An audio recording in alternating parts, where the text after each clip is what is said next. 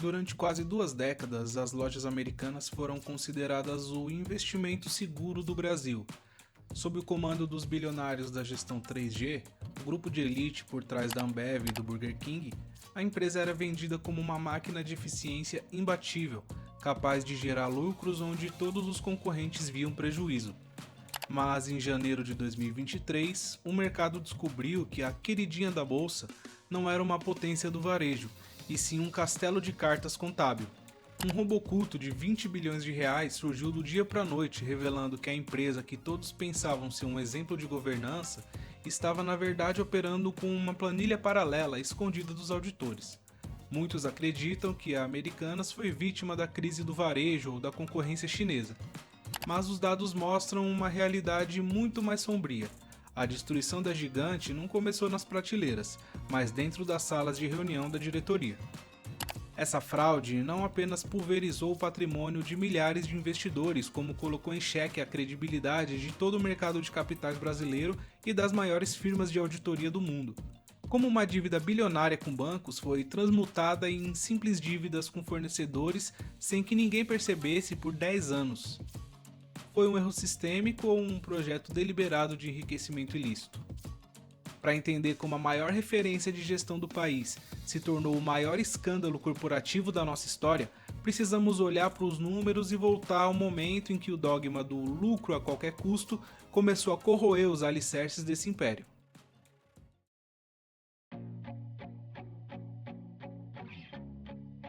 Para entender a magnitude do colapso da Americanas, precisamos primeiro desconstruir a mística que envolvia a companhia. Durante décadas, a varejista não era apenas uma rede de lojas, ela era o símbolo máximo de uma doutrina de gestão que prometia transformar qualquer negócio em uma máquina de lucro. Essa doutrina tinha nome e sobrenome, a gestão 3G, capitaneada pelo triunvirato Jorge Paulo Lemann, Marcel Telles e Beto Sicupira. Sob o comando desses acionistas de referência, a Americanas adotou um modelo pautado pelo orçamento base zero, meritocracia agressiva e uma cultura de corte de custos que beirava o fanatismo. No início dos anos 2000, esse modelo parecia infalível. Enquanto o varejo tradicional brasileiro sofria com a informalidade e a logística precária de um país continental, a Americanas se posicionava como uma gigante do varejo híbrido. A estratégia era brilhante no papel: utilizar as lojas físicas estrategicamente localizadas em pontos de alto fluxo como hubs logísticos para sua operação de e-commerce, a B2W. Era a resposta brasileira ao avanço da Amazon. O mercado financeiro comprava essa tese com entusiasmo. Afinal, se o modelo havia funcionado na Ambev e no Burger King, por que falharia no varejo? Entretanto, essa máquina de eficiência carregava um efeito colateral invisível. A pressão por resultados trimestrais e o foco absoluto em indicadores de rentabilidade criaram um ambiente onde o questionamento era desencorajado.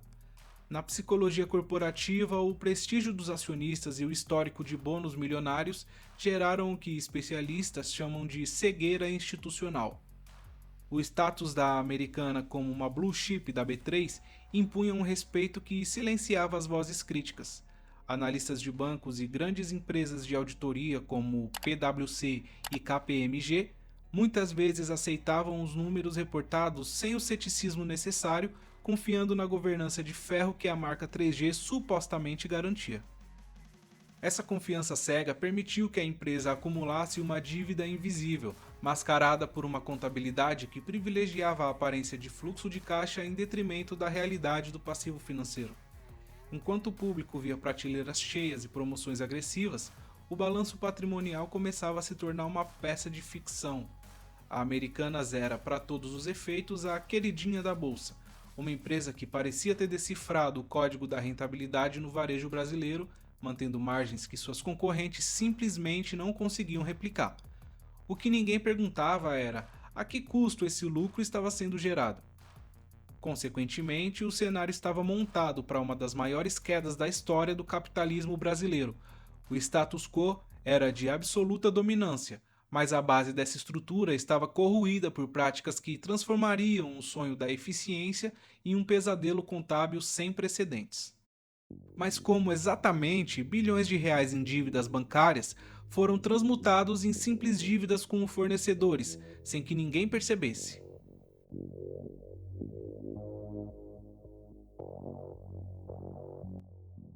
Para entender o que aconteceu na Americanas, precisamos mergulhar nas entranhas do balanço patrimonial e desvendar dois termos que, embora pareçam áridos, foram as ferramentas de uma fraude bilionária: o risco sacado e as verbas de propaganda cooperada.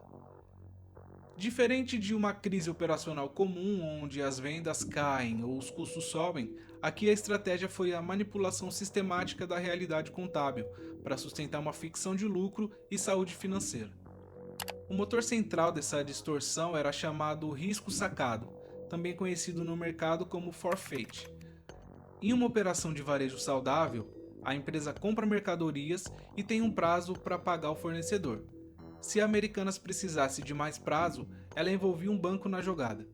O banco pagava o fornecedor à vista, com desconto, e a Americanas passava a dever o banco, pagando juros por esse prazo extra. O erro ou a fraude residia em onde essa dívida era colocada.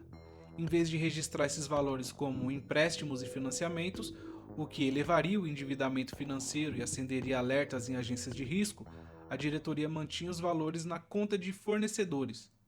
Na prática, bilhões de reais em dívidas bancárias que custavam juros caros eram apresentados ao mercado como se fossem simples obrigações comerciais sem custo financeiro. Isso mascarava a real alavancagem da companhia, permitindo que ela continuasse captando recursos no mercado sob condições que não condiziam com seu risco real. Mas o buraco era ainda mais profundo. Para que o lucro líquido aparecesse no final do trimestre, não bastava esconder a dívida, era preciso criar receitas artificiais. Entram em cena as VPCs fictícias. No varejo, é comum que fornecedores deem descontos ou paguem bônus para que seus produtos tenham destaque nas prateleiras ou em comerciais, as verbas de propaganda cooperada. A investigação apontou que a diretoria da Americanas criou verbas inexistentes. Eles lançavam no sistema que receberiam centenas de milhões de reais de grandes fornecedores como Samsung ou Nestlé, reduzindo artificialmente o custo da mercadoria vendida. Como o custo parecia menor, o lucro explodia no papel.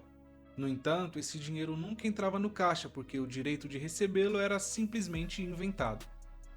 O que torna esse caso um divisor de águas na história corporativa é o nível de organização interna para ocultar essas práticas. A fraude não era um erro de lançamento, era um sistema de gestão paralelo. Relatórios da CPI e da atual administração da empresa revelaram a existência de uma planilha paralela. Enquanto o ERP oficial da companhia, o sistema que os auditores da PwC e KPMG verificavam, mostrava números processados, o controle real das manobras de risco sacado e das VPCs falsas era feito em arquivos de Excel de acesso restritivo, circulando apenas entre a alta cúpula da diretoria executiva. Esse grupo monitorava o gap entre a realidade e o balanço oficial, ajustando as fraudes para que o lucro reportado batesse exatamente com as expectativas dos analistas da Faria Lima. Nas palavras de relatórios apresentados à CVM, a cultura da empresa era de uma busca cega pelo lucro a qualquer custo, onde o cumprimento das metas gerava bônus milionários para os mesmos executivos que geriam as planilhas ocultas. Essa desconexão entre o lucro contábil e a geração real de caixa era o sintoma definitivo. A empresa reportava lucros recordes enquanto, na verdade, precisava de empréstimos constantes para manter as luzes acesas. O resultado era uma empresa que, financeiramente, já estava quebrada muito antes do famoso fato relevante de janeiro de 2023. A fraude foi tão bem executada que enganou não apenas investidores individuais, mas os maiores gestores de fundos do país. Mas, como todo esquema baseado em ocultação de passivos, ele precisava de um fluxo infinito de novos créditos para sobreviver. No momento em que os juros subiram e o crédito secou, a ficção se tornou insustentável. Com o rombo finalmente exposto, o que se seguiu foi uma das maiores batalhas judiciais e criminais do Brasil. Como os órgãos reguladores reagiram e quem foi parar atrás das grades?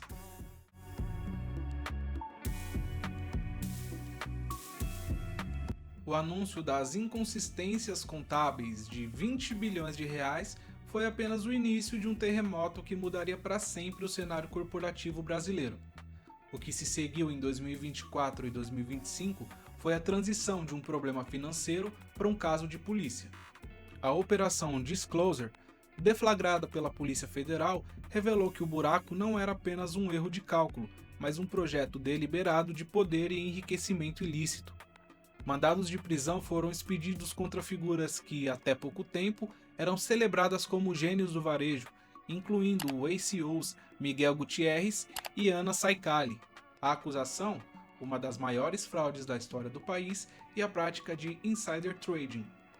As investigações da CVM e da Polícia Federal foram contundentes ao demonstrar que a cúpula da empresa sabia que o colapso era iminente.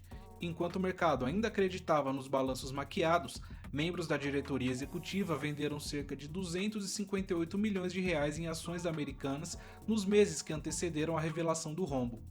Essa venda massiva de papéis, feita com base em informações privilegiadas que o público não possuía, foi o que selou o destino jurídico dos envolvidos. Não se tratava apenas de salvar a empresa, mas de salvar o próprio patrimônio enquanto o navio afundava.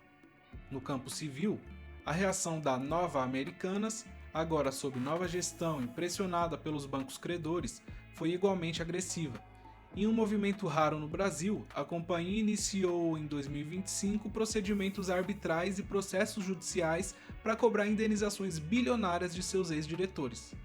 O objetivo é claro: responsabilizar o patrimônio pessoal daqueles que arquitetaram as planilhas paralelas pelos danos causados à imagem da empresa e aos seus milhares de acionistas minoritários. Enquanto a polícia buscava os responsáveis, a operação da empresa tentava não parar. A Americanas entrou para a história ao protagonizar a maior recuperação judicial do Brasil, com uma dívida total consolidada em impressionantes 43 bilhões de reais. Para evitar a falência imediata, foi necessário um esforço de guerra coordenado pelos acionistas de referência, Lehman, Teles e Sicupira, que foram obrigados a injetar capital para acalmar os bancos. Em 2024, a empresa concluiu um aumento de capital de 24 bilhões e meio de reais, um movimento desesperado para reduzir o endividamento e garantir o pagamento de fornecedores essenciais que haviam cortado o crédito da loja. Contudo, capitalizar a empresa não era suficiente. Era preciso cortar a carne. A estratégia de 2024 a 2026 focou em um intenso processo de desinvestimentos. Ativos que antes eram considerados joias da coroa, como o hortifruti natural da terra e a participação no grupo único, foram colocados à venda para gerar liquidez. A ideia era transformar Americanas em uma operação muito mais enxuta, focando no que restou de rentável e tentando desesperadamente recuperar a confiança de um consumidor que agora havia a marca associada a escândalos de corrupção privada. O processo de recuperação judicial é uma corrida contra o tempo. Cada loja fechada e cada ativo vendido representa uma tentativa de estancar a sangria de um corpo que perdeu metade do seu tamanho original. A Americanas que emerge desse processo não é mais a gigante que desafiava a Amazon, mas uma sobrevivente que carrega o peso de seu maior alerta sobre os perigos da governança negligente em uma economia emergente. Mas, após toda essa destruição de valor, o que resta da Americanas hoje e quais as lições o mercado de capitais brasileiro levará para as próximas décadas?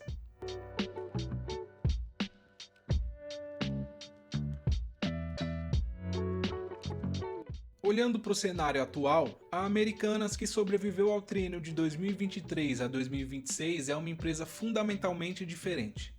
Embora a gestão atual afirme que a companhia opera hoje com 99% de normalidade, essa métrica é, na melhor das hipóteses, otimista. A realidade é que a estrutura física foi drasticamente reduzida, centenas de lojas foram fechadas e o valor de mercado, que antes figurava entre os maiores do Brasil, foi pulverizado, restando apenas uma fração do que já foi. A Americanas deixou de ser uma tese de crescimento para se tornar um estudo de caso sobre sobrevivência mínima. O legado desse episódio, no entanto, é muito mais profundo do que o destino das lojas de cor vermelha. O caso Americanas se tornou um marco divisor para o mercado de capitais brasileiro, expondo a fragilidade de um sistema que muitos julgavam ser blindado. As investigações da Agência Brasil e da CVM colocaram sob os holofotes a atuação de grandes firmas de auditoria, como a PwC e a KPMG. Como é possível que empresas pagas para garantir a veracidade dos números não tenham detectado uma fraude de 20 bilhões de reais por quase uma década? Esse questionamento forçou uma mudança drástica nas regras de governança e auditoria no Brasil, exigindo agora uma transparência muito maior nas operações de risco sacado e uma rotação mais rígida de auditores. A lição que fica para todo investidor é de uma simplicidade brutal, mas frequentemente esquecida na euforia dos mercados. No mundo dos negócios, se o lucro parece bom demais para ser verdade, sem que haja uma explicação operacional clara para aquela eficiência, ele provavelmente é falso. A gestão 3G, outrora inquestionável, provou que nem mesmo o prestígio dos homens mais ricos do país pode substituir o ceticismo saudável e o controle institucional rigoroso. A história da Americanas nos mostra como uma gigante pode desmoronar por erros internos e manipulações contábeis. Mas ela não é a única empresa brasileira que viu seu império virar pó. Houve uma época em que outra gigante dominava os céus, ostentando o título de Estrela Brasileira, apenas para sucumbir a uma mistura de má gestão, crises econômicas e um mercado em transformação. Se você achou a queda da Americanas impressionante, você precisa entender o que aconteceu com a Varig, a ascensão e o trágico fim da maior companhia aérea que o Brasil já teve. É uma jornada épica que explica muito sobre a economia do nosso país. O vídeo sobre a trajetória completa da Varig já está disponível aqui na tela final. Clica agora para entender como uma empresa que era o orgulho nacional acabou desaparecendo nos radares. Eu te vejo no próximo vídeo. Por hoje é isso, pessoal. Muito obrigado e até a próxima.